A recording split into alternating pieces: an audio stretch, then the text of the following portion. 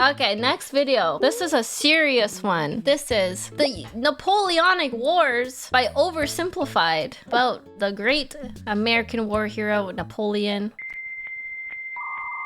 Yes, I'm curious to see what he actually looks like. Well, here we go. Movie time. Napoleonic Wars with Napoleon Bonaparte. Yay! Okay, Mrs. Bonaparte, this is it. One last push, and we're done. Oh, we're starting at his birth? Oh. Okay. I'm kind of in the way here. We can't see the birthing area. That's okay. Congratulations. Why does he look like that as a baby? Okay. It's a general. Oh, and here comes the rest of the army now. Okay. Did you just say the rest of the army? That's how the French are born, born in uniform. What?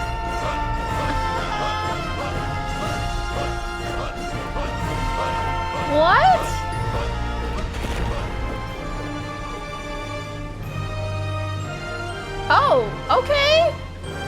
Cavalry, artillery, Napoleon. History is full of great conquerors, many with very impressive origin stories. For example, Alexander the Great was the son of a king. Julius Caesar came from an aristocratic family that descended from a goddess. Great conquerors don't usually come from relatively insignificant families living on impoverished islands. But as it just so happens, that is where our story begins. Corsica. Corsica is in France? I'm guessing? In the early 18th century, the island of Corsica was a part of the Republic of Genoa until one day Corsica said, hey, we're declaring independence, and it's probably not worth your time to try and stop us. So Genoa said, you're right, it isn't worth our time. Hey France, you want to buy this island? And France said, sure thing. And thus, Corsica became France, just in time for Napoleon to be born French. Many Corsicans didn't appreciate their new conquerors, however. I've never heard of Corsica before. Is Corsica a real place still? Baguette munchers, go home. Oh, I see. They don't like the French bought them. And from an early age, Napoleon developed some fairly anti-French sentiments. Napoleon's dad, however, quickly embraced his new French overlords, which created some tension between dad and son. Ooh, look at me. I'm dad. I wear powdered wigs and silver-buckled shoes, and I'm a traitor to the Corsican people. Go to your room, Napoleon. No. Go to your room, Napoleon. You little punk. The island is still there, yes, if that is what you were asking. I meant, like... you know, sometimes, like, islands change names and things. That's what I meant. You go to your room, Dad. Okay. On the other hand, Napoleon adored his mother, who was definitely the disciplinarian of the family. And even though she would punish Napoleon severely, he kind of respected that. But Napoleon's parents wanted the best for their family. And since they were of very minor nobility, they were able to have Napoleon sent off to the shining lights and rat-infested sewage puddles of the big city. Napoleon went to military school in France. Okay, Napoleon, why don't you introduce yourself to your new classmates? Well, I'm Napoleon, and I hate all of you. Your farts smell like cheese, you can't pronounce the letter R, all you do is go on strike, and you call eggs oofs like a bunch of big dumb idiot dingleberries. Okay. Thanks, Napoleon. Oh my god! So Napoleon hated the French? What? Oofs. I didn't know that. Because he was Corsican?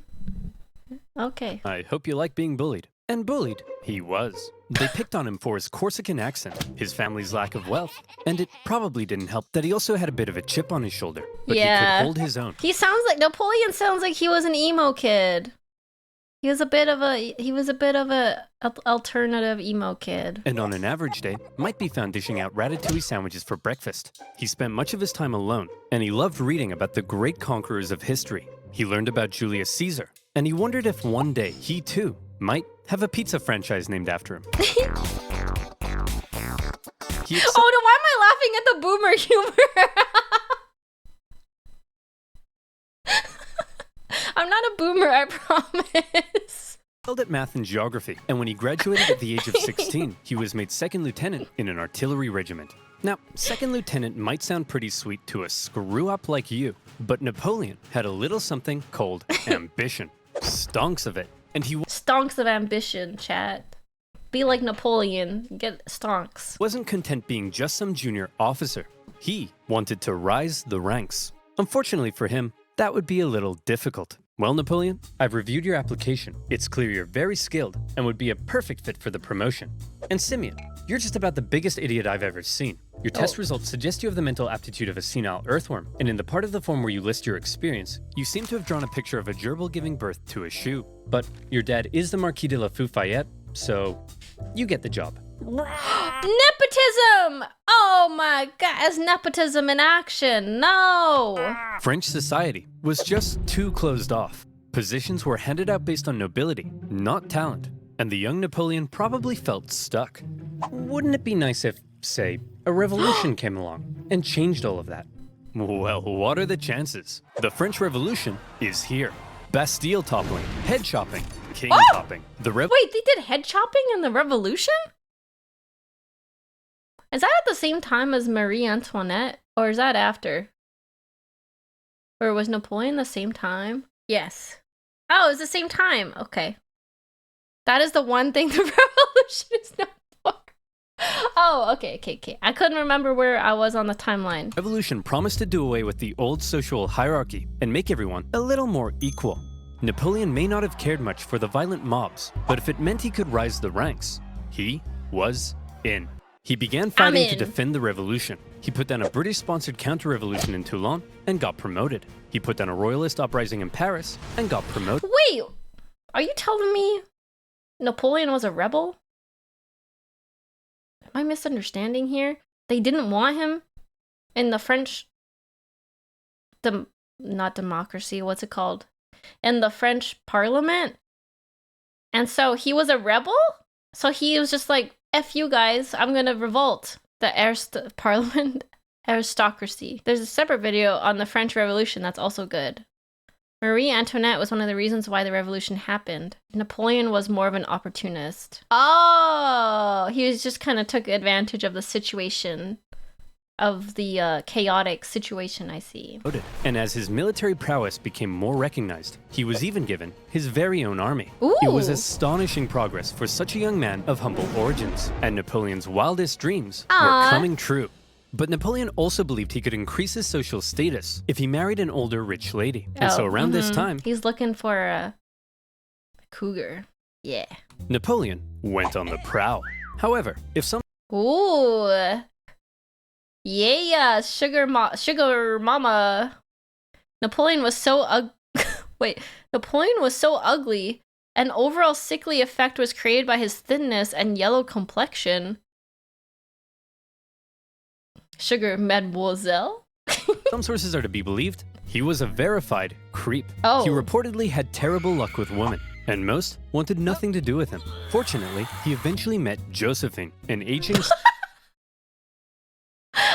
Josephine's just like smoking a cigarette with a glass of wine. single mother who was deeply in debt and needed stability, so she agreed to marry him despite finding him intensely disgusting. Napoleon, you dirty dog, you've done it. Wine Unbeknownst mom? to Napoleon, Oh however, my God. Josephine had a bit of a promiscuous reputation. Oh. Hey Napoleon, I hear you're marrying Josephine. Boy, she sure is a great kisser. That's right. Hey, wait, what do you mean she's a great kisser? Hey Hugo, you hear Napoleon's marrying Josephine? Wow, she sure is a great kisser. Oh! Now hang on just a minute. Hey everyone, Napoleon's marrying Josephine. Oh yeah, she's Oh my God! Wow, I'm pretty sure I kissed her just yesterday. Oh, for goodness sake, is there anyone here who hasn't kissed my wife? Yeah, you. As Napoleon fell madly in love with his new wife, she fell madly in love with a man named Hippolyte. It wouldn't be long, however, before Napoleon would leave home and go to war, because while France was having its revolution, tensions in Europe were rising. Hey Austria, you'll never guess what we just did. What's that, France? I got 2 words for you. Revolution. We totally just socked it to our monarchy. What? Dude, the rest of us are monarchies. You've just totally threatened the balance of power in Europe. Now we have to worry about our stinky peasants rising up against us. I mean, holy... Stinky peasants rising up against the monarchy? Surely that would never happen in the stimdom. Surely that would never happen. No stinky peasants would be rising up in the stimdom.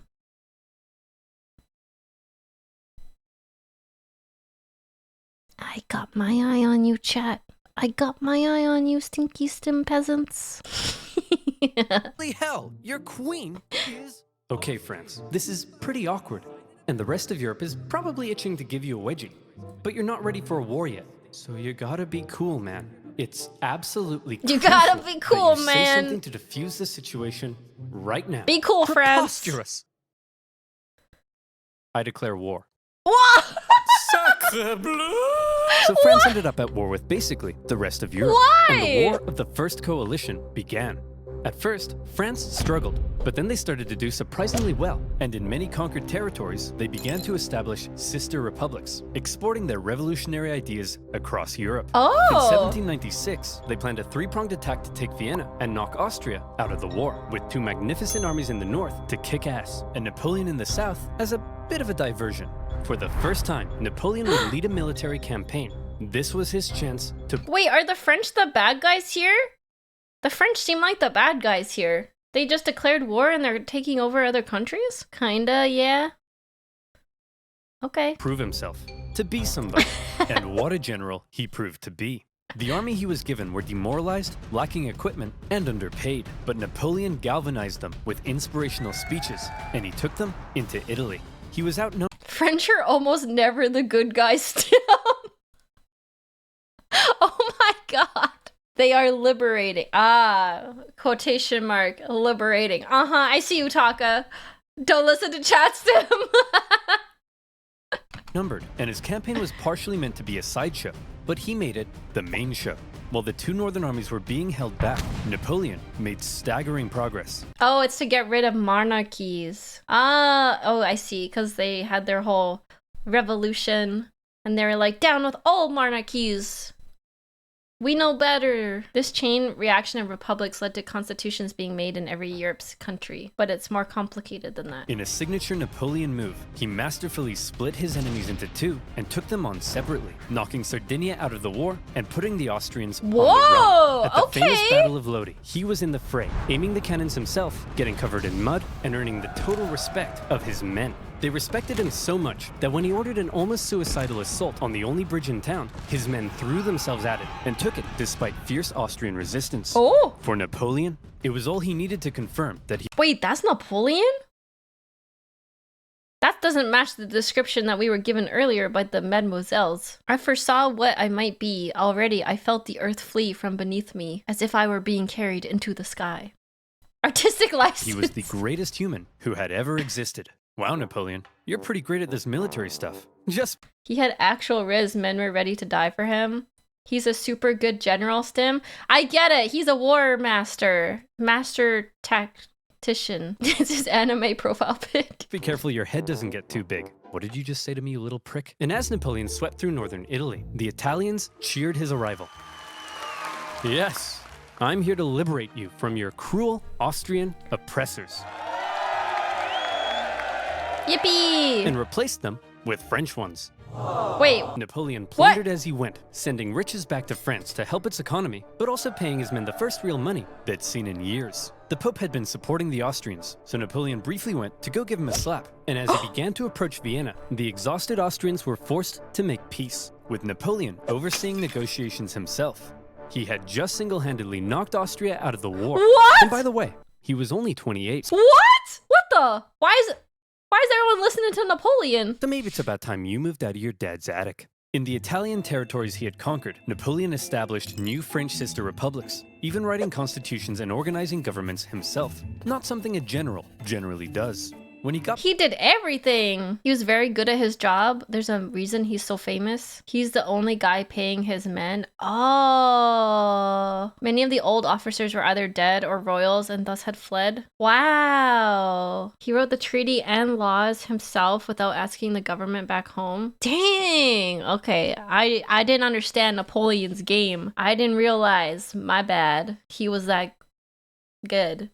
I knew he did things, but like, holy. Got back to France, he was hailed as a hero, and the extremely unpopular government were concerned he might get some power-hungry It's the government, they're like, this isn't good for us. ideas, so they agreed he should go far away from France to Egypt, where he could maybe undermine British access to India. Napoleon was eager to... It sounded like the government sent him to Egypt to like basically just not deal with him. win more glory, so he brought with him a team of scholars, and he was like, whoa, it's a freaky man cat. Whoa, it's a big stick. Whoa, it's an ugly horse. Whoa, Whoa, what an ugly horse. Wow, it's a stumpy little manlet. Napoleon is just Perturabo, huge praise king, but also huge man-child. It's a stumpy little manlet. Hey, I'm actually average height for the time. But then British Admiral Nelson came down and wrecked his fleet, and an Anglo-Ottoman force defeated him at Acre. So Napoleon abandoned his men and went back to France. His campaign in Egypt hadn't gone quite as planned. But one thing you should know about Napoleon was that he was a skilled propagandist. He published his own newspapers that sometimes exaggerated his achievements, and even commissioned paintings that generally made him look cool. So he literally got people to paint him to make him look cooler. I saw the scars of Napoleon's occupation of Egypt. They used cultural treasures as target practice for artillery. Oh my god. Stim, he literally paid people to make him look cooler. Also, Stim, I'm waiting on my artist for my new outfit. It's not the same, Luton! It's not the same! How dare you! It's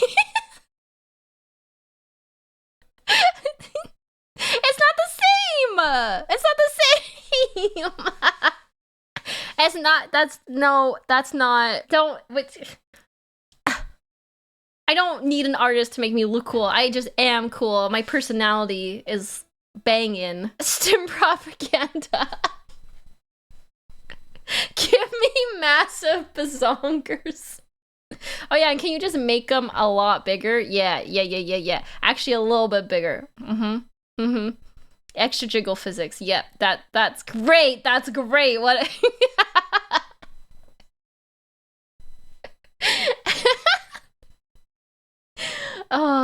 So when he returned to Paris, he was yet again hailed as a hero, and he began to get some power-hungry ideas. First, however, he had a bit of a problem to deal with. See, he had learned something shocking about his dear wife. Really, Josephine? This guy? I'm just as tall as him. I'm sorry, I swear. Now that you're becoming famous, I'll never do it again. Make sure you don't. Oh my god, she's been cheating on him with this handsome Squidward-looking guy? I've never stooped so low as to cheat on you. Now, if you'll excuse me, I'll be in this room consulting my generals for the next 30 minutes. And by consulting, I mean boinking. By my generals, I mean this woman. And wait, what? Wait, he was also cheating? What the? By 30 minutes, I mean 2 seconds. Having dealt with his wife, Napoleon was then approached by a very influential politician who said he had an idea. He wanted to stage a coup against the deeply unpopular government and needed the extremely popular Napoleon's help. And Napoleon thought 2 seconds. By 30 minutes, I mean just 2 seconds. That was just the darn tootinest idea. The plan was to trap the government and convince them to voluntarily give up their power. And here's how they did it. Okay. Hey guys, oh my gosh, quick! There's a dangerous Jacobin plot to overthrow you, which we definitely aren't just making up. Better get inside this cage so we can protect you. Okay. What? You know what? I can't even judge. That would work on me. I would be in there with them. I'd be like, yeah, that's reasonable. That makes sense to me. Yeah, we know. Gentlemen, we got him. In this case, the cage Put was some an cheese isolated in palace there. outside of Paris, with no one around but Napoleon and his army. With the government inside, Napoleon then entered, and a pretty chaotic event ensued, during which the government didn't seem entirely sure what was going on, Napoleon's men didn't seem entirely sure what was going on, and Napoleon himself didn't seem entirely sure what was going on. But thankfully, Napoleon's Wait, they aren't letting me stage a coup? Wow. brother Lucian, president of the lower house, managed to regain control. Wait, he has a brother named Lucian? Like his actual brother? Oh. President of the lower house? Oh, Lucian looks kind of hot. And the remaining councilmen were intimidated into creating a new constitution. And thus, a new government was formed, this time with 3 consuls in charge. But after Napoleon did some rewriting, in the end, there was really only one man in charge, the first consul, him. And over the next few years, he worked to consolidate even more power, and essentially became... He's an orb with black eyes, Stim. Lucian is a round blob with dots for eyes. Yeah, but I get the picture. You know what I mean? That's just like cartoon representation. I get the full picture. Became a dictator in total control of France. And by the way, he was only 30. So maybe it's about time you washed your disgusting bedsheets. France was now ruled Not me by being possibly called the out. greatest military leader of the time. Possibly the greatest? Or definitely? Well, now is his chance to prove it. See, back when Napoleon was still in Egypt, being Indiana Jones. Back home, France was in France, being France. Okay. They had conquered even more territory, and they were like, hey Piedmont, you get revolutionary ideals. Hey Switzerland, you get revolutionary ideals. And Rome, you get revolutionary ideals. Everybody gets revolutionary Oh, hey guys, nice sledgehammers. And Naples, very cool nail gun. You guys here to get some revolutionary ideals? Oh no! As France was still spreading the revolution, and with Napoleon busy in Egypt, the European powers felt the time was right for round 2. And the war of the Second Coalition began. And this time, their big bad boy buddy Russia was here. Oh god, Russia's entering the ring with a steel chair. To bang some French boys back to Bordeaux. And bang them, they did. France got blasted. But then Russia pulled out after stalling in Switzerland, and now that Napoleon was in charge of the country, he was ready to start blasting right back. He took command of the Army of the Reserve, and he brought the fight to the Austrians. Now, there are many traits that made Napoleon a great military leader. I already mentioned one of them, how he was one of the boys and commanded the total loyalty of his men. But now we see a second reason, the element of surprise. Do we think that Napoleon is an alpha? What do you think? Because he's like a leader, right? He like makes decisions. No, a Sigma? Wait, really? I thought being an alpha was like being the decision maker. Still looking up how to be a good military leader. Oh, interesting. Alphas last longer than 2 seconds. I refuse to acknowledge those terms. I was saying it ironically, but the class has decided. Google, how to lead men. Yes, do not check my Google search history. In 1800, Napoleon moved to Geneva, and it looked like he was probably going to take on the Austrian forces in Germany. There's no way he'd be crazy enough to move his entire army south through the Alps as a surprise attack on the Austrians besieging Genoa. Oh, Napoleon's moving his entire army south through the Alps as a surprise attack on the Austrians besieging Genoa. Napoleon's crossing of the Alps is legendary, and you may have seen— Oh my god, look at the glow up he had from like his first painting. It's like, wow, he had a huge glow up in his 30s. This is where one of the most iconic art pieces came from. That is the Napoleon painting. Oh, you're right, he didn't have a white wig. He had dark hair. What Uma is that? Yeah, it looks like Gold Ship. one of the most famous paintings of the general, popping a sick wheelie on his majestic stallion surrounded by dangerous mountain terrain. Of course, in real life, he made the crossing on a depressed mule, but that's not as cool. When he— Oh, it is propaganda. He was riding a donkey. That's funny. He emerged in Italy. The Austrians expected him to come break their siege, but Napoleon went for their supply line near Milan, forcing the Austrians to meet Napoleon head-on at the famous Battle of Marengo. The Austrians initially clobbered the outnumbered French, and they were like, hooray, we won. But then a few hours later, Napoleon showed up again with an even bigger army, and he clobbered them right back. Holy— His reserve army came. Look, I'm learning from Total War. His reserve army came in to reinforce his main army and clobbered them. Cow, this tiny little fun-sized French guy is running rings around us. Hey! I'm average height for the time, you jerk! Then, after General Moreau's victory at Hohenlinden, Vienna was exposed, and the Austrians again sued for peace. Just like the War of the First Coalition, the Second Coalition ended in another French victory. But in many ways, they both felt more like Napoleon victories.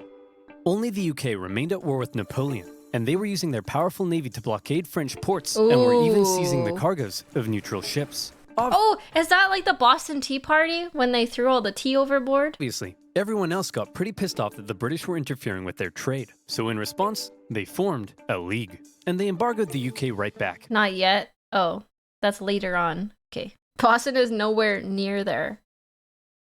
Oh, that's true. Boston is a place. Neutral countries protecting their own interests? That's offensive. So Britain went to Copenhagen and blew a bunch of stuff up, and the League disbanded. But because the UK's economy was pretty bust, they decided to sign a treaty with France in 1802. For the first time in a long time, Europe was at peace. Crossing the Alps, defeating the Austrians, and Europe at peace. Yay, What a peace. meteoric rise it had been for the young Corsican. He had just taken charge of a nation that appeared to be losing a war and turned it all around, securing French gains in Europe. But there was now a big question. You see, throughout the chaotic French Revolution, French governments had struggled to keep the economy afloat. They often didn't have a whole lot of support, and they frequently came and went. Would Napoleon finally be the man who could stick around? Military victories were one thing, but could the Are they saying is Napoleon the one man that won't leave? Is he a high-value man? general also govern? Spoiler alert. Yes. The economy's crumbling? Well, then why don't you have yourself a new national bank, currency reform, and improved taxation and welfare systems? The legal system is an incoherent mess? Well, then why don't we nicely wrap all those civil laws up into one new centralized legal code? What? Corrupt government officials? Throw them in the trash. Bad infrastructure? Throw it in the... He did all that? Oh my god. What can't this man do? trash. Women's rights? Throw them in the trash. Wait. Huh? Wait a second. Wait a second. You still what? Huh? Wait, really? Well, yeah, unfortunately, while Napoleon was building on the equality of the revolution, he also largely scaled back rights for certain groups, and husbands had full legal control over their wives. But come on, ladies, maybe let men have a slice of the pie for once, okay? Napoleon further reformed education, ensuring a system based on individual ability, meaning now Simeon had to compete with everyone else, and Napoleon could get the cream of the crop to help him run the republic. But he wasn't just building on the ideas of the revolution. The revolution had led to a lot of chaos, and Napoleon needed stability. Chaos. Beheading everybody equal chaos. So he rolled back a couple things, most notably with religion. The revolution had pretty much kicked the Catholic Church to the curb, but Napoleon understood that since many French citizens still considered themselves Catholic, that could be a problem. So he came to an agreement with the Pope and brought back the Church, only this time with some pretty hefty power limitations. He also ensured freedom for other religions, and is often noted for his positive treatment of Jewish people at a time of widespread anti-Semitism. But while all of this may make Napoleon sound like a pretty stand-up dude, it's good to note that he believed in religious freedom because he thought it was a powerful tool to keep the poor from eating the... What? Huh? Hold on, my brain don't get it. What does this have to do with eating the rich? I gotta watch it again. Agreement with the Pope and brought back the Church, only this time with some pretty hefty power limitations. He also ensured freedom for other religions, and is often noted for his positive treatment of Jewish people at a time of widespread anti-Semitism. But while all of this may make Napoleon sound like a pretty stand-up dude, it's good to note that he believed in religious freedom because he thought it was a powerful tool to keep the poor from eating the rich. Or something like that. Religion keeps the rich from being massacred by the poor. Keep the poor people at bay with religious freedom, doctrine to keep them from finding more people from mounting. Oh, basically like just make them happy enough not to go after the rich. If they want to have religion, let them so they don't like get any ideas. Yeah. I see. Keep them happy and they will not kill you. Oh, okay. Overall, Napoleon's aim was to end the chaos of the revolution and finally create a stable and prospering French republic. And in that aim, he seemed to be largely successful and generally popular with the people of France. He officially declared that the revolution is over, adding, "I am the revolution." Oh my god, the ego on this man. Can you imagine? The revolution is over because I am the revolution. Napoleon's Wow. head could be seen for miles. Of course, not everyone was happy with Napoleon's reforms. Conservatives felt he was too radical. Radicals felt he was too conservative. But since Napoleon was a dictator, opposition could usually be stamped out with some good old-fashioned iron fisting.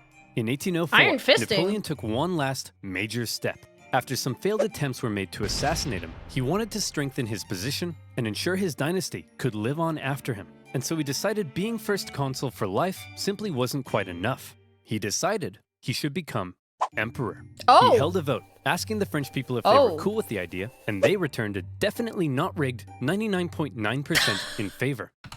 Definitely not rigged. 99.9% in favor. The ball's on this man. And so on the 2nd of December, 1804, in an way. elaborate ceremony at Notre Dame, Napoleon was made He was made emperor? What the heck? How did I not know this? Napoleon was an emperor? What the? emperor. The Pope was even invited to attend, and normally he would crown an emperor. But to make sure everyone knew this wasn't some Charlemagne-style circular power division, Napoleon lifted the crown and placed it on his own head. Like I said, the ball's on this man. He was now Emperor of the French. Well, Napoleon, you were a general, then you became first consul for life, and now you're an emperor. Is it enough yet? Is your ambition finally satisfied? I don't know, Pierre. What comes after emperor? I would say God, sire. You Want to be a god? Yes. I'll put it down under maybe. Okay, everyone. What the hell is going on? This Corsican guy showed up out of nowhere, and he's kicked. And he was just like a normal dude at the start of this. What the? Like, he got turned away from nobility and everything. He was just a normal dude. That's crazy. Kicking our ass. He's exporting the ideas of the French Revolution wherever he goes. And he just declared himself King of Italy and Emperor. He can't do that. I'm the Emperor. Oh, hey, fellow monarchs. I see you're having a monarch party. My invite must have got lost in the mail. I'll just set up a spot right here. I swear I did not learn about this in Canadian school. I don't remember any of this. We learned about World War I and World War II, not the Napoleonic Wars. Oh yeah, he is so small. Look at him. He's just a little guy. Wow. You don't belong here, Napoleon. We're coming to take you down. I'd like to see you try. Whoa, I'm so scared I just pooed my pants. Hey everyone, I just pooed my pants.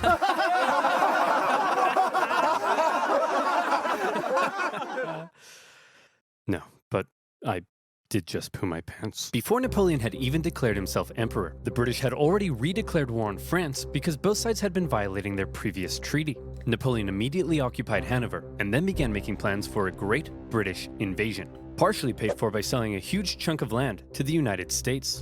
Oh, I remember this, the Louisiana Purchase. I remember this. Napoleon gathered his army along the English Channel, but here was the problem. While Napoleon's powerful army would almost certainly obliterate the British on land, there was very little chance he'd actually make it across the Channel, because Britannia ruled the waves. This power dynamic would keep the two traditional enemies from engaging in much. Mistress of the seas and master of the continent. Wait, has Britain always had a big naval force? I don't think I hear much about it ever. Real direct combat throughout the Napoleonic Wars. However, not anymore. The British had something else up their sleeve. Copious amounts of money.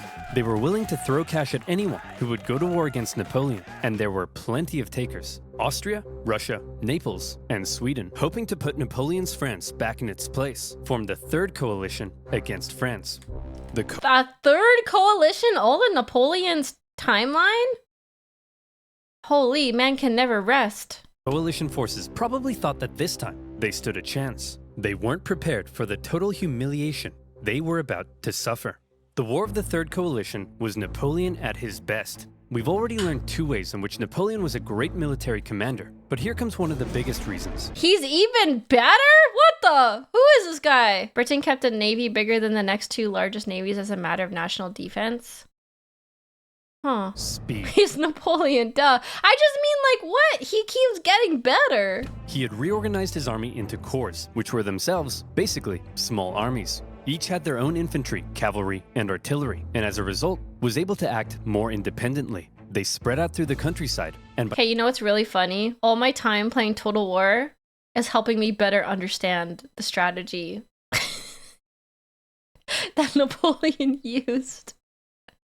Because I played Total War and I have to manage my army. I'm like, oh yeah, I get it. Cavalry, yeah. Oh, okay. By living off the land, rather than relying on heavy supply trains, they were able to move extremely quickly. Napoleon would traverse massive distances, outmaneuver his enemies, isolate them, and then move in for the kill before they even knew what was going on. Lightning warfare leading to total destruction. Would you like to see him do it? Here we go. Part of the coalition's plan was for the Russians to meet up with the Austrians and take on Napoleon together. Combined, they could turn the tide against him, so Napoleon needed to stop them from ever meeting. But he's all the way over in Boulogne. No problem. In a matter of weeks, Napoleon marched 200,000 men, in secret, encircling Austrian General Mack and capturing his entire army. A devastating blow. Napoleon later remarked, "I have destroyed the Austrian army by simply marching." Damn, the ego on this guy! His quotes are just like, I'm just better than everybody. Next, he turned to face the approaching Russians. Okay, it looks like the French are coming for us, but check this out. I've got an amazing idea. When they approach, we run away. Sir, you're a genius. The Russians began to retreat with Napoleon giving chase, and since his tactics relied on quick victories, this could be a problem, especially because the longer the war went on, the more likely it looked other countries may join the coalition against him. But Napoleon knew the Russian Tsar, Alexander I, was young and seeking glory, so he came up with an idea to lure him in. He sent him a message. Whoa, no way! There's more to this? He baited him? This is like psychological warfare. What does it say? It says, "Hello, I'm just a little baby boy, and I'm very scared." Are you talking like that, or is he? He is, sir. Why is he doing that? I don't know, but it's very cute, helpless, and vulnerable. 18th century rage baiting. A little baby boy, eh? Very scared, eh? Cute, eh? Boris, get my crossbow. We're going hunting. The Allied forces turned to face Napoleon, who they now believed was in a vulnerable position. Oh. He was set up at Austerlitz, and to make it look like he was retreating, he had even evacuated the high ground. A thick fog set in, obscuring Napoleon's center, as the Allies took the bait and set up on the heights. From there, they spotted Napoleon's very weak-looking right flank, and they descended the heights to go get it. Little did they know, it was exactly what Napoleon was hoping they'd do. The next thing they knew, a large French force was emerging from the fog, launching a huge central assault up the hill. They swung around, crushing the Allies, and as men attempted to flee across the frozen lakes, Napoleon ordered his artillery to fire on the ice, causing an unknown number to drown. Holy! But he told me he was just a little baby boy. What happened? He tricked you, sir. You mean I was the little baby boy all along? It was Napoleon's masterpiece, and Austria were once again forced to make peace with France. Holy cow, that's really smart. He hit his army, surprise attacked. He literally gave them the high ground to make it look like he wasn't even there. That's crazy. Then, with the French conquest of Naples in 1806, the War of the Third Coalition ended as yet another Napoleon victory. Like, when are they just gonna, like, okay, in my mind, and I'm just a princess, like, what do I know? But I would just, like, go and, like, assassinate this guy instead of, like, fighting these big battles against him. This is the third time? This is the third time? How is he not assassinated yet? How has he not been, like, poisoned or something? This was the third time Napoleon had to give Austrian Emperor Francis a good spanking. They tried? So, with the peace treaty in 1805, Napoleon was determined to punish him. He was forced to give up territory, hand over significant compensation, and promised never to fight Napoleon again. For now, Russia, Sweden, and the UK remained at war with France, but none were able to offer much of a threat. And so, Napoleon got to work strengthening his grip over Europe. But, like, that's always the strat. That's why all generals have tons of guards and poison testers, Stim. But, like, wouldn't Napoleon's army be tired after a while? Like, France has been fighting off, like, 4 different armies. Do you think they would be tired? Like, you think his army would need replenishing? He gave out rule of captured territories to his family and friends, and most notably, he established a new confederation in Germany, with himself as its protector. Seeing his influence in Germany being wiped away, Emperor Francis we're getting there. acknowledged It does reality happen. Okay. and officially dissolved the Holy Roman Empire, Whoa! an entity that had existed for over 1,000 Wait, I missed that because I was yapping. They dissolved the Holy Roman Empire? years. But it wasn't all good news for Napoleon. For one thing, Spain had earlier allied with France in 1804 Wow. because the British just couldn't help themselves from blowing up Spanish ships, and Napoleon hoped to Man, that feels so good. combined French-Spanish fleet would eventually be able to invade England. Unfortunately, he received word that British Admiral Nelson had engaged his fleet at Trafalgar. Normally, naval battles looked like this, but in this case, Nelson did this. Was it because he was an idiot? No, it's because he was a genius. He successfully punched through the Franco-Spanish line and unleashed hell. His victory ensured British control of the sea, and his death during the battle made him a legend. Napoleon's hopes for a future British invasion were gone. But not just that.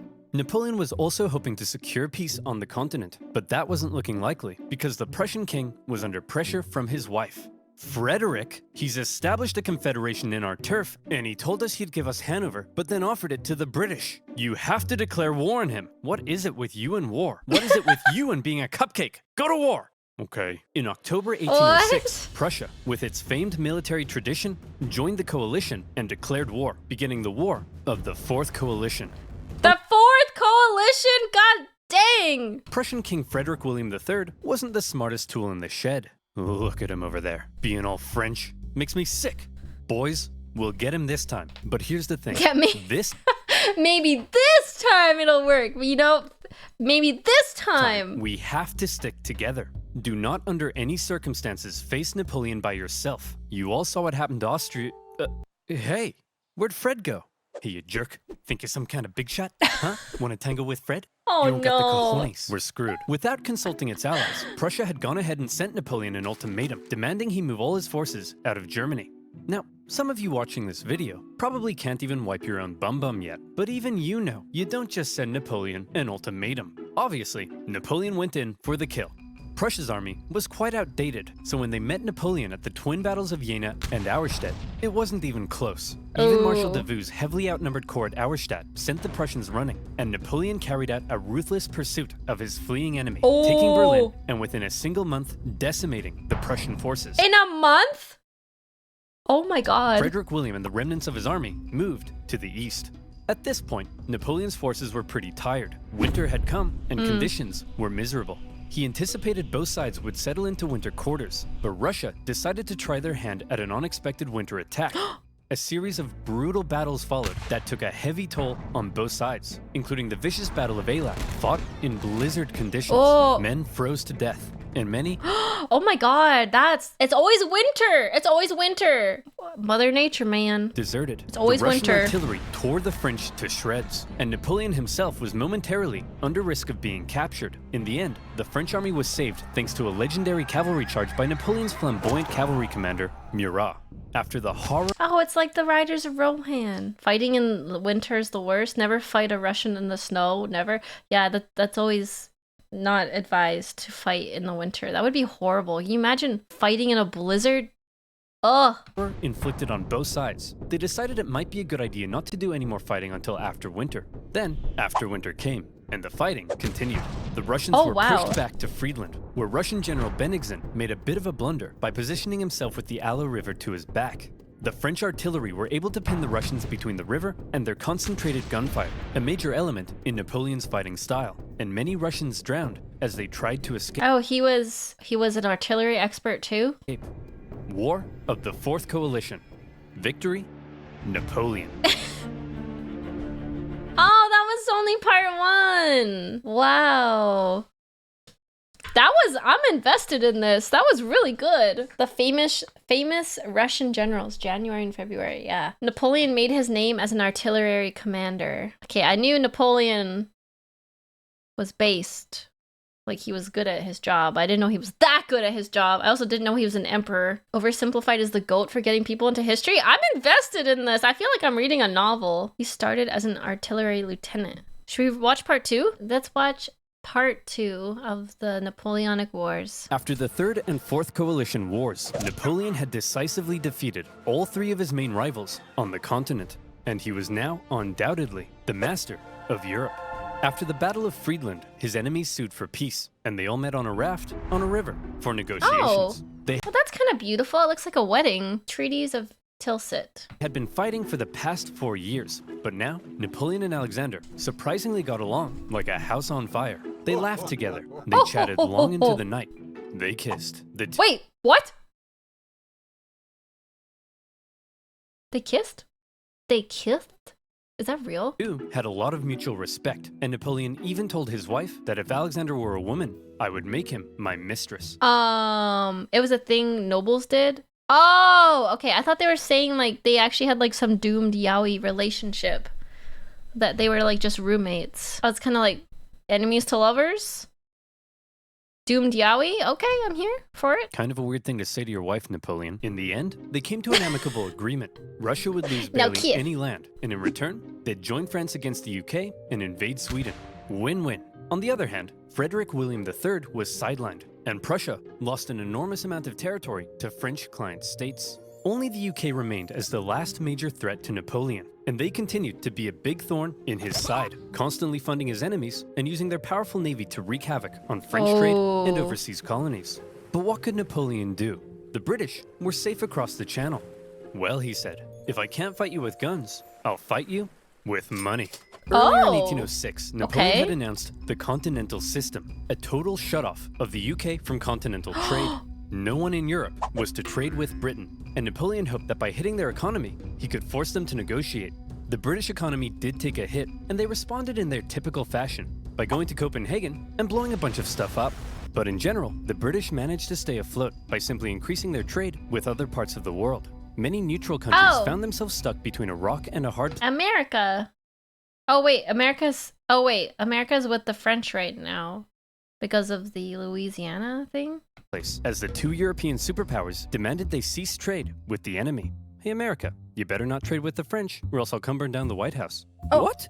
This is gonna wreck my economy. And under significant pressure from Napoleon, the Danish officially sided with France. But Napoleon's blockade had the biggest effect on continental Europe, who were now cut off from a major trading partner, one that controlled the seas and held a rich, growing empire. And a lot of countries didn't fully comply. Portugal, a traditional British ally, refused to take part. No problem. Napoleon sent an army and invaded. But it wasn't just Portugal. Many of Napoleon's allies were also suspect. Your Majesty, it seems that Spain isn't properly enforcing your blockade. Spain? Why not? Well, it appears they've been trying to find a way out of being your ally since they lost their fleet at Trafalgar. What is with these people? It's almost like everyone's only pretending to be my ally because they know otherwise I'd beat them up. Do I even have any real friends? Are you my friend, Pierre? Say yes or I'll slap you. Napoleon had come to mistrust his ally to the south. And in particular, Napoleon thought the Spanish royal family were an incompetent mess. All right, Carlos, you've got Oh no, he's getting paranoid. To get it together. How can I trust you when all you do is go hunting? Meanwhile, you let this ambitious nobody who dislikes me run the country. And you seem to be the only person in the universe who doesn't realize he's boinking your wife. And what's worse... Why is there so much wife boinking going on? What the? Who the heck are you? I'm the king's son. I just overthrew my dad. So, actually, now I'm the king. You people are the biggest cluster of shameless, narcissistic idiots and all around just the worst people I've ever met. Here, have a Kid's Choice Award. French forces, many having conveniently already entered Spain to invade Portugal, occupied Spanish forts, and Napoleon invited the Spanish royals to France to help mediate their differences. Marriage was mostly political, so it's nobility politics. Ugh. I would not want to be in nobility. That sounds messy. But I also wouldn't want to be poor, so I mean, where does that put me? All right. We're here with... Oh, says the princess. Oh yeah, I forgot of a princess. Well, I'm not married, so I can do what I want. Royal family of Spain. So, Fernando, you've been accused of plotting against your father and vying for the Spanish throne. What do you have to say for yourself? Well, Napoleon, I just think great. Well, I've got the test results right here. My God, is this like Mari? Fernando, in the case of the Spanish throne, you are not the king. And Carlos, you are also not the king. I'm the king. Oh my God. Actually, oh, it's Jerry Springer. Yeah, you're right. Napoleon made his brother the king, but for all intents and purposes, Spain was now his puppet. He expected the Spanish people to be over the moon at the removal of their unpopular royal family. Imagine his surprise when it turned out that people don't really like to be subjugated by a foreign power, least of all one who had previously attacked the Catholic Church. And so the people of Spain revolted. Oh, he messed up. Napoleon messed up. This is like his first big mistake. Brutal fighting broke out as bands of armed Spaniards ambushed French troops across the kingdom, and vicious atrocities were committed on both sides. In addition to fighting the regular Spanish and Portuguese forces, the French had to contend with tens of thousands of guerrilla fighters throughout the Spanish countryside.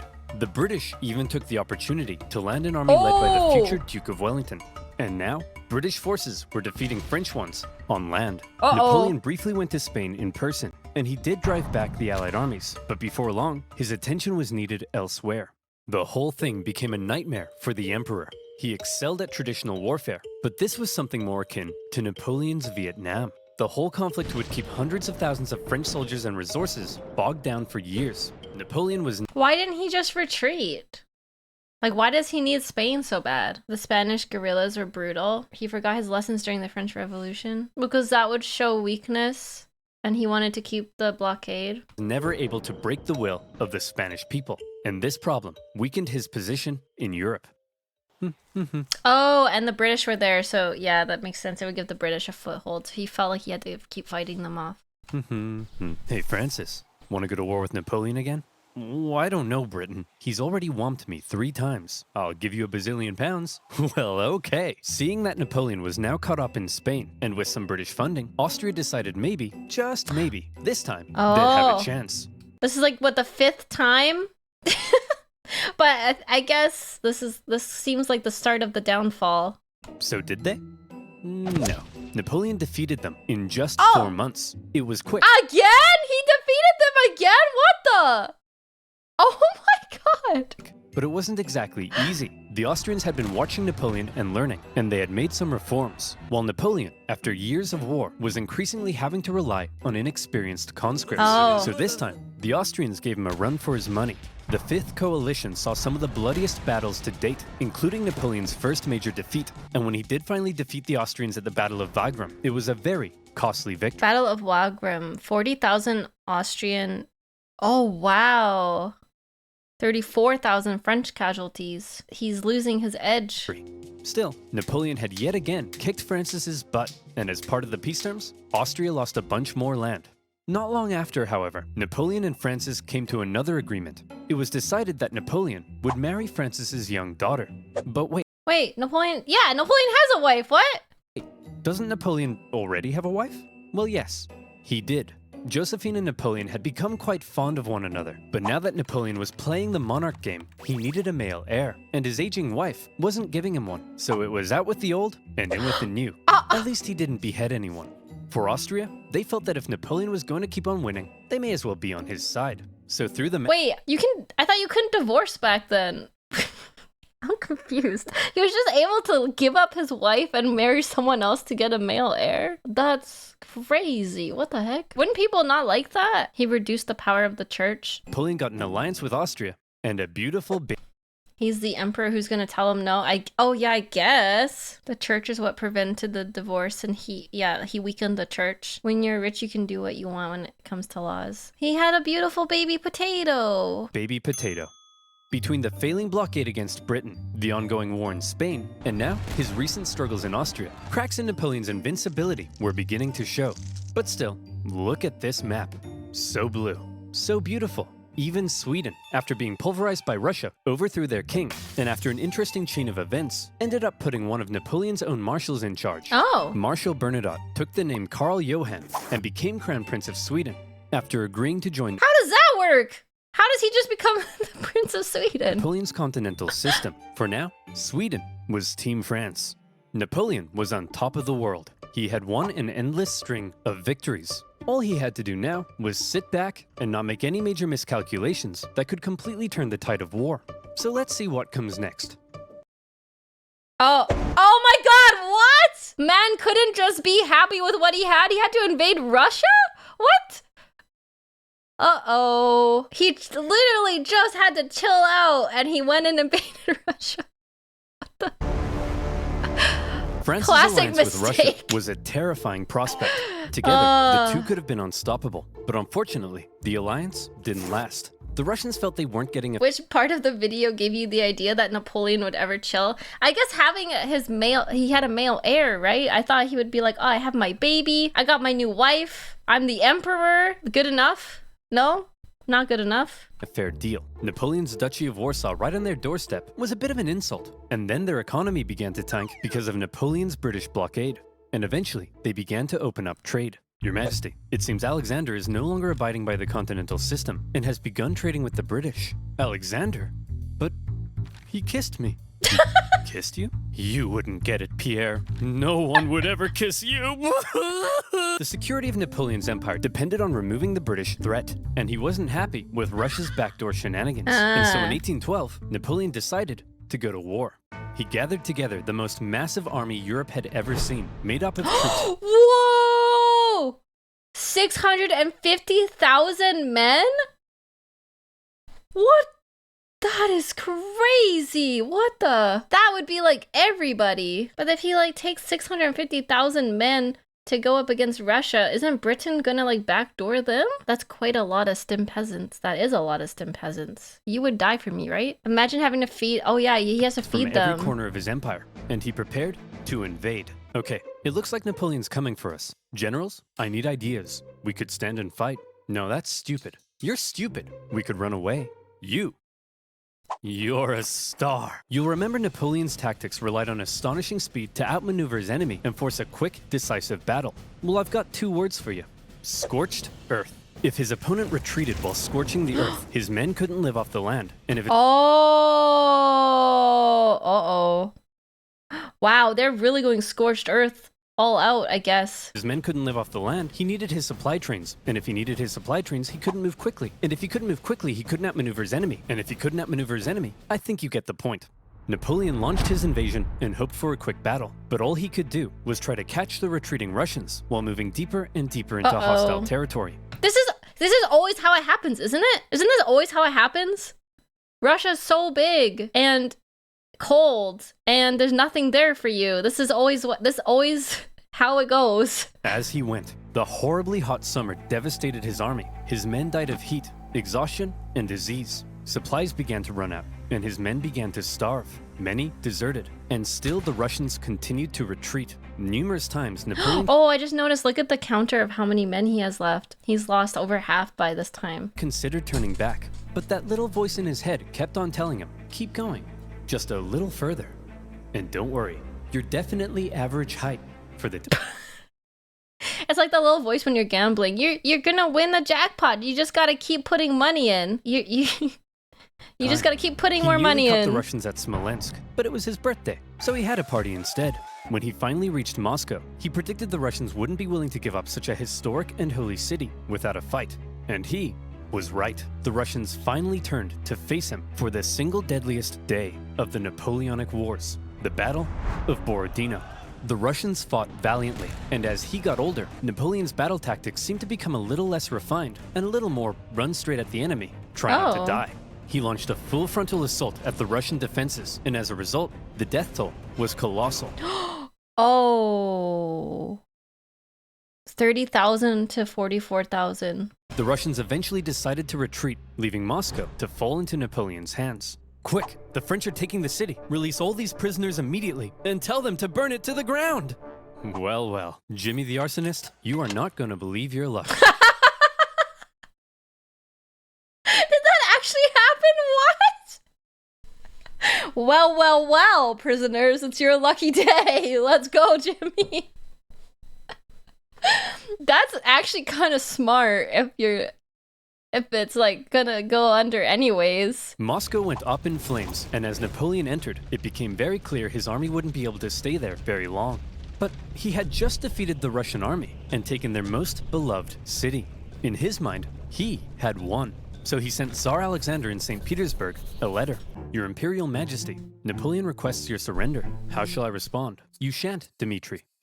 Ever? Ever.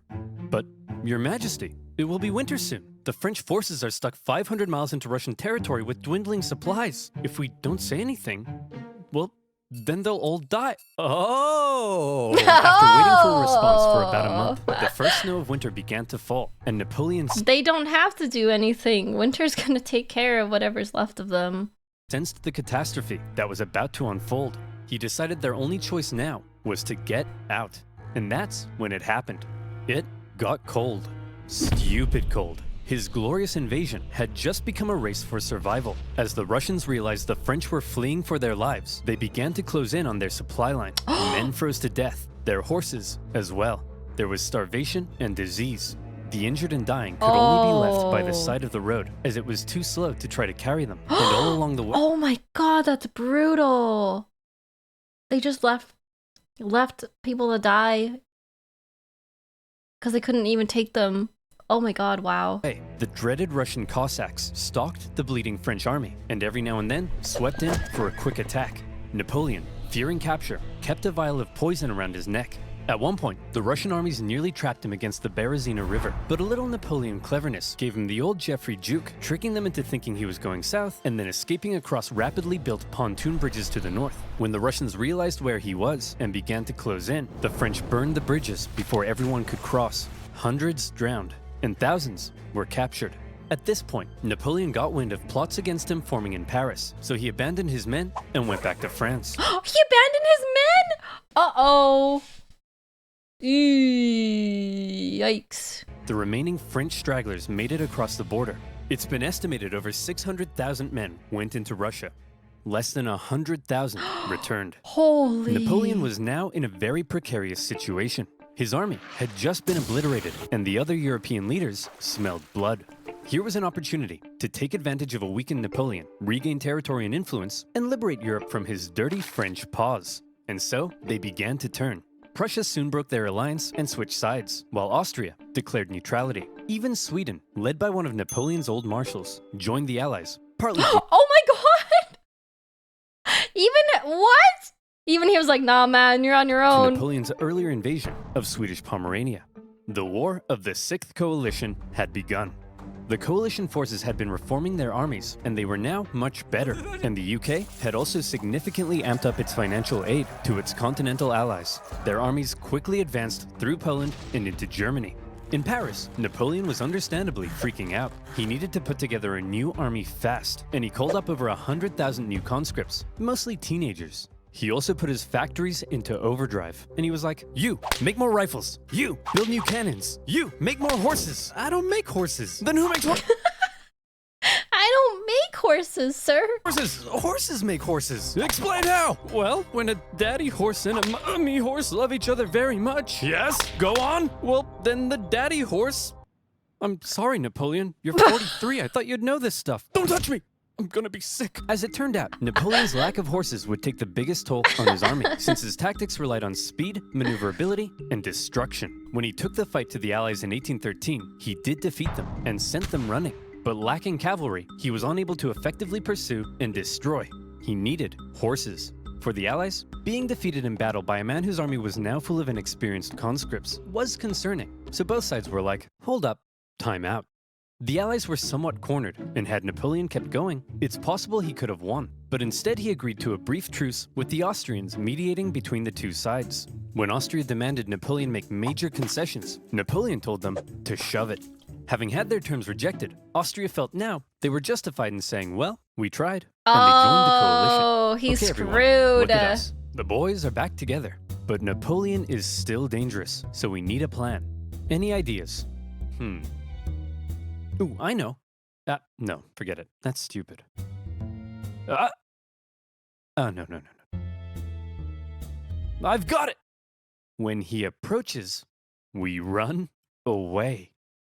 Genius. What? He's a genius. The plan was as follows. Why is that always their plan?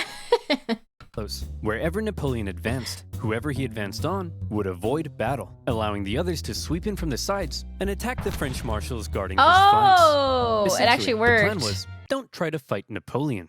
And this plan worked tremendously. The Allies scored a number of victories that saw Napoleon move back to the city of Leipzig, where he would make one last major stand as the Allied armies converged in on him from all sides. The stage was set for the Is this where Napoleon dies? Oh. biggest and bloodiest battle of the Napoleonic Wars, the Battle of Leipzig. Almost 500,000 troops from over a dozen nations stretched across the battlefield. The French found themselves fighting on all sides for 4 days against the Austrians, Prussians, Swedes, and Russians. It's no wonder this battle is also sometimes referred to as the Battle of the Nations. The French fought ferociously, but ultimately were no match for the coordinated efforts of the coalition. At one point, in the midst of battle, Saxon troops allied with the French had a team huddle and were like, hey guys, I'm pretty sure the French are losing. Let's switch sides. And so they did. Well, when it became traitors! clear that Napoleon couldn't win, he ordered a retreat across the only bridge over the river. The Allies swarmed into the city, and desperate fighting raged in the streets. Okay, Corporal, after everyone has crossed the river, I need you to blow up the bridge. Okay? Not before everyone's crossed, after. You got that? Yes, Colonel, I'm not 5. I can comprehend time. Good.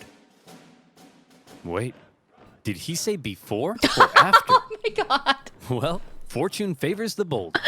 No! The bridge was blown early, and 30,000 French troops were stranded and captured. A disaster.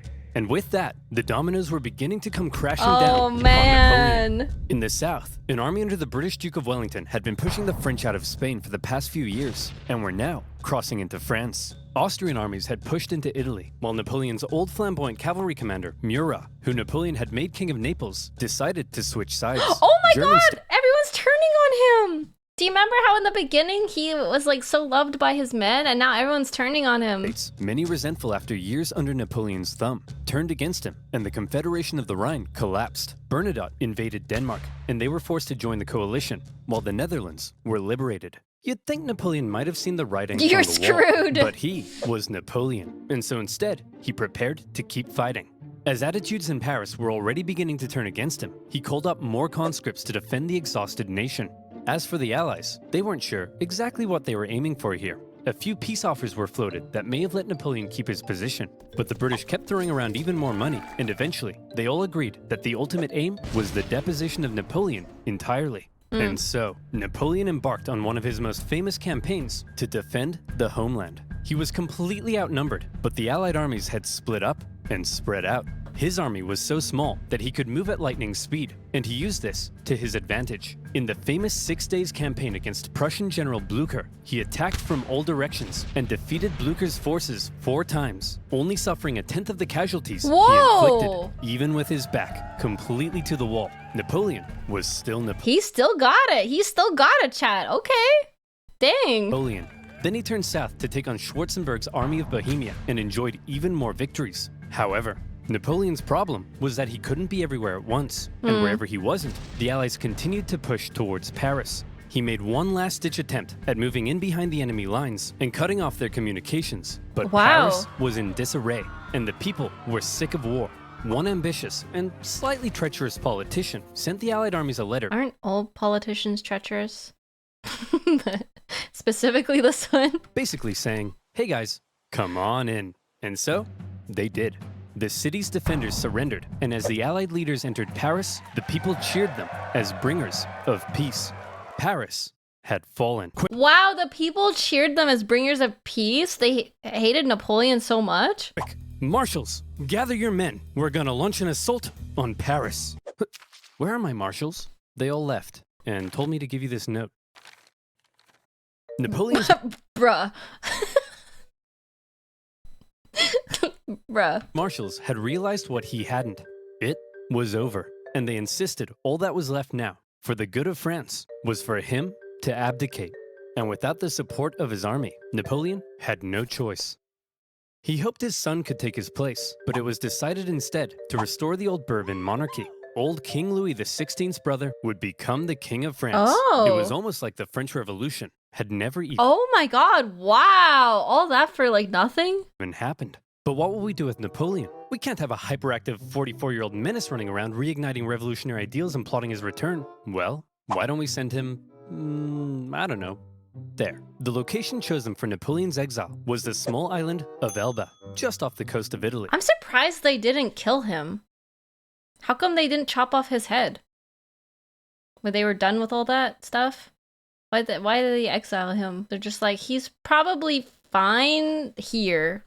Napoleon was to rule over the island, and even got to keep the title Emperor of Elba. The Allies must have been in stitches when they came up with that.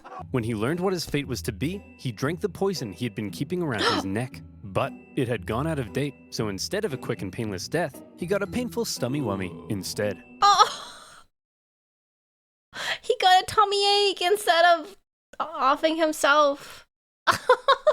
Dang. Before he left France, he addressed his oldest and closest guard one last time, making an emotional speech that ended with him kissing their flag. And off he went to exile.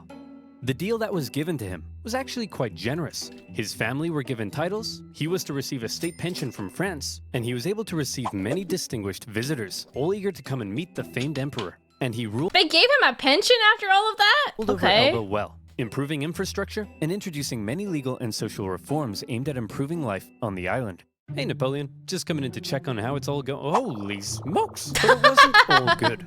For one thing, he learned of the death of his first wife Josephine and was deeply saddened. He was forbidden from seeing his son and current wife, and in Austria, Emperor Francis had ordered a local count to seduce her so she would forget about Napoleon. Then, the new king— What the— That's so weird. What the heck? Louis XVIII refused to give Napoleon his agreed pension. He was under constant threat of assassination, and there were even rumors that the Allies were thinking of relocating him somewhere even more remote. But the biggest problem was that Napoleon was once the master of Europe. He had lived a thrilling life of adventure, fame, and glory. Now, he found himself on a tiny island in the Mediterranean, and he was bored. Wouldn't it be nice if he could somehow return to France and reclaim his throne? This man, he just has to retire. He literally just has to take a vacation and retire. What do you mean reclaim his throne in France? What do you mean? Why can't he just retire? Why can't he just like live life on the beach? Like take up a hobby. He loves the game too much. He's sick of an island vacation. I guess, yeah, power is addicting. That's true. Hey, Napoleon, want to go back to France and reclaim your throne? I would, Pierre. But how? Well, I was thinking we could just take this boat. Will that work? Surprisingly, yes. Pierre, remember when I told you no one would ever kiss you? Yes, sire. Well, pucker up, boyo. Yay. When Napoleon left Elba, it wasn't really the daring escape you might think. He basically had kind of a leaving ceremony, hopped on a ship, and sailed back to France. Yay! He brought with him an army of about 1,000 men, and he began his journey to Paris. What the? This is crazy to me. He just took 1,000 men from Elba and was like, well, we'll just see what happens. Surely they'll just give it to me. We'll just, you know, play around a bit. However, in Paris, there was now a new king, and at first, the people largely accepted him because the last few years of war under Napoleon had brought immense death and economic suffering. That's right, the king is back, baby. Divine right to rule. Don't worry, everyone. I know the economy is kaput, but I and my courtiers will withdraw into this palace, and we will definitely work as hard as we can to fix everything. This is when the French remembered how shitty kings are. Oh, it's kind of like Napoleon, they thought sucked because he kept making war, but then they also remembered, wait, we had a revolution in the first place. Because this was actually bad to begin with. Oh. It's just bad.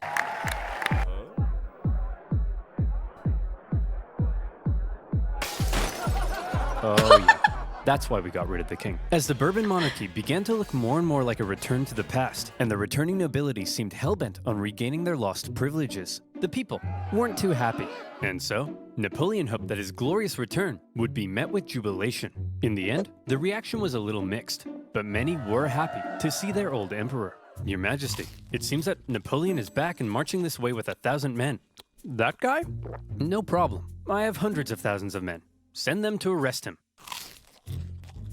Your Majesty, it seems the thousands of men we sent to arrest Napoleon have all joined his side. Oh! Well, I'm off to Belgium. If you ever need a king again, be sure to let me know. What? As Napoleon continued his journey, the king had sent battalions of men to stop him, but they largely comprised of Napoleon's old soldiers, many unhappy with King Louis's military reforms. And so, when ordered to arrest him, they simply couldn't do it. In one famous incident, the troops began to cry out, "Long live the emperor." No way! Oh my god, there's so many plot twists. I feel like I'm reading like a dramatic novel. This is crazy, what the heck? When Napoleon reached Paris, with King Louis having fled, he entered unopposed to reclaim his throne. Napoleon was back from the dead. Okay everyone, now that we've finally gotten rid of that guy, let's try to make sure something like this can never happen again. What's that doing there? Hey, fellow monarchs.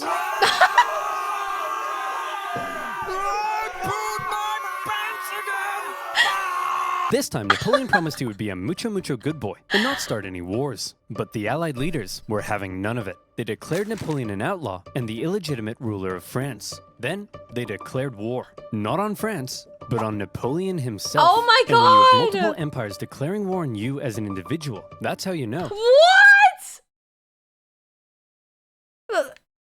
They're declaring war just on him? This is wild. You're a very naughty boy. The Allied powers began making plans to combine their forces and once again invade France. The most immediate threat to Napoleon were the British and Prussians hanging out in nearby Belgium. If Napoleon could knock them out quickly, maybe he could force the Allies to negotiate, and maybe he could hold on to his power.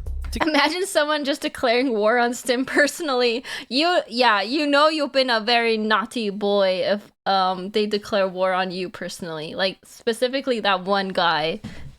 Together, the two armies to the north outnumbered him, so he made a plan to divide them and take them on separately. Historians debate how much of a chance Napoleon had here, but this same strategy of dividing and conquering had worked for him multiple times. he marched north with 125,000 men and took on the Allies in a number of initial engagements, defeating the Prussians before turning to take on the British. But to Napoleon's dismay, miscommunication and hesitation among his marshals allowed both enemy armies to retreat, and crucially, rather than fleeing east, the Prussians moved north, where they could remain in contact with the British. Napoleon sent a force to hold off the Prussians as he moved in on the British, now holding a defensive position at Waterloo. Prussian General Oh, is this the famous battle? Isn't Waterloo a famous battle? Yeah, okay, yes, this is the thing. Blucher sent word that he would come to Wellington's aid if he could just hold off the French for long enough. Napoleon had to defeat Wellington before the Prussian army could arrive in force, and it was close. The British held the high ground and a number of key defensive buildings across the battlefield. After waiting some hours he didn't have for the ground to dry, Napoleon sent men to assault the Hougoumont farm, but the British-German garrison there held out. French Marshal Ney launched a number of miscalculated cavalry charges at the British lines. The British formed defensive square formations, and they tore the French cavalry to shreds, while one guy chose the absolute worst time to go on a bender. The French did manage to capture a farmhouse directly in front of the British line, and from there, they unleashed artillery hellfire on the British square formations. And as Napoleon sent his Imperial Guard in to finish the British off, a nervous Wellington knew his lines were at breaking point. But the Prussians had earlier begun to arrive, and now they were arriving in large numbers. And after the British held out and sent the French Imperial Guard running, the French lines panicked, fearing they had been encircled, and they began to flee. The Battle of Waterloo was... Oh no, their morale broke and they fled. They fled. An Allied victory. And with that, Napoleon's hopes of returning to glory were vanquished. He knew he was defeated. He went to the British and said, "Can I please have a house near London?" No and way! The British The balls on this guy! replied, no. Instead, to make sure Napoleon was put away once and for all, they sent him to one of the most isolated and remote places they could think of. A tiny island in the Atlantic Ocean, St. Helena. Here, a deeply isolated and depressed Emperor Napoleon would live the remaining years of his life. His house was a wooden bungalow, not exactly on par with the Tuileries Palace. Much to his frustration, his captors referred to him as General, rather than calling him Emperor. He still wants people to call him Emperor? Oh my god. That's so funny. His mail was censored. His visitors were vetted. There was almost no way he could escape such an isolated island. But just to be sure, he was guarded by 2,000 British soldiers and 2 ships that circled the island 24 hours a day. He had once been the... Okay, chat, I might be like, this may be out of line. This may be a little out of line. May get me canceled. That seems like a lot of resources wasted on one guy. Like, why wouldn't you just, oopsie, he had an accident? That's all I'm saying. Like, that's a lot of resources to waste on one guy. Most powerful man alive. And images of the victorious Napoleon depict a strong leader, hand firmly in jacket. Depictions. He was the most dangerous man in the world to the richest nation in the world. It's about sending a message. Kings don't kill other kings. It's a bad precedent. So they're basically saying we look better if we just show that we contained him. Like, we're so strong. We got him. We got the guy, and we're not gonna stoop to his level. Or not his level, any level. We're just gonna, hold him there. Killing a defeated ruler sends the wrong message after the revolution started killing rulers.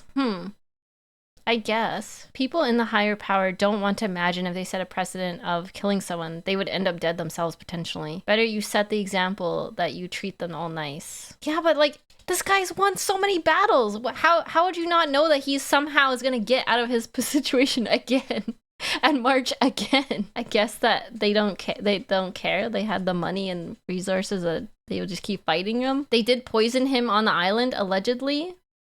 Of Napoleon on St. Helena show a disheveled old man, hand firmly in pants. He had lost everything. And by the way, he was only 46. So maybe it's about time you know what? You're doing all right, kid. Napoleon fought one last battle while on the island. The battle for his reputation. He spent hours writing his memoirs, espousing his achievements, recording his greatness, and turning himself and his story into a phenomenal legend. Oh my god. And in this battle, he certainly succeeded. The master of propaganda. His mark on history cannot be denied.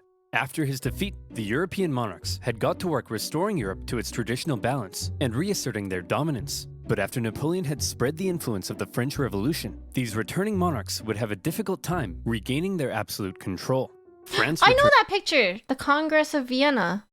I remember that. To the rule of the Bourbons, but it would go on to stage another revolution, and then another one. Reaction to Napoleon's rule. Man, France loves revolutions. In places like Germany and Italy, propelled forward the ideas and feelings of modern unity and nationalism, and his Napoleonic code still remains the basis of law in various modern countries.